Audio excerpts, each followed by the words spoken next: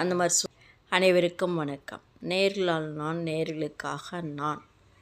Vs ரோமா. அதாவது உறவுகள் பற்றி பார்க்கலாம்.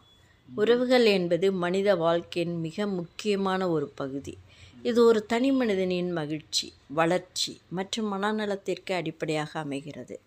உறவுகளை பற்றி பார்ப்போமானால், இரத்த உறவுகள், பெற்றோர், உடன் பிறந்தவர்கள் மற்றும் பிள்ளைகள், இவை நம் பிறப்பால் பெறும் உறவுகள். இந்த உறவுகளிடம் நாம் விட்டு கொடுத்தல், ஒருவருக்கு ஒருவர் விட்டு கொடுத்தல், நிபந்தனைகளற்ற அன்பு மிக முக்கியமானது. நட்பு, இது நாம் தேடிக்கொள்ளும் ஒரு உறவு. அதாவது இக்கட்டான நேரத்தில் உதவும் நட்பே உண்மையானது என்று வள்ளுவர் கூறுகிறார். ஒரு நல்ல நண்பர் நம்முடைய குறைகளை சுட்டி காட்டி நம்மை நல்வழிப்படுத்துவார். சமூக உறவுகள் என்பது என்ன? ஆசிரியர்கள், சக பணியாளர்கள் மற்றும் அண்டை வீட்டார். இந்த உறவுகள் ஒரு மனிதனின் சமூக அந்தஸ்தையும் அன்றாட வாழ்வின் சுகமான சூழலையும் தீர்மானிக்கின்றன.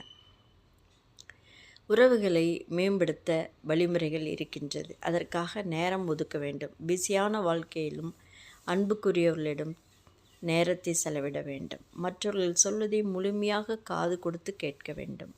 சிறிய தவறுகளை பெரிதுபடுத்தாமல் மன்னித்து உறவின் ஆயுளை நீடிக்க வைக்க வேண்டும். மனக்கசப்புகள் இருந்தால் அதை வெளிப்படையாக ஆனால் கனிவாக பேசி தீர்த்து கொள்ளலாம். உறவுகள் எப்போதும் சீராக இருப்பதில்லை. அவை செடி கொடிகளைப் போன்றது. அவற்றுக்கு அன்பு, பொறுமை என்னும் நீரை ஊற்றி பராமரித்தால் மட்டுமே அவை என்றும் பசுமையாக இருக்கும். நன்றி.